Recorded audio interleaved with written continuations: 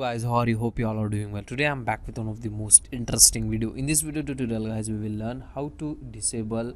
Let's finish setting up your device screen on your Windows. If you are using Windows 10 or if you are using Windows 11, you can try this easy and simple method to disable this pop-up screen notification. Okay, so open your Windows settings. So to open the settings, you can use the shortcut key, hold Windows key button and then press I from your keyboard. It will open these settings. In the settings, go to the system in the left panel, and in the right panel scroll down slightly, and here you can get the notifications. Just click and open it, and then scroll down at the end. Here you can get the option additional settings. Just click and open it. Okay, and here you can get the option show the Windows welcome experience after updates, and here you can also get another notification setting, get tips and suggestion when using Windows.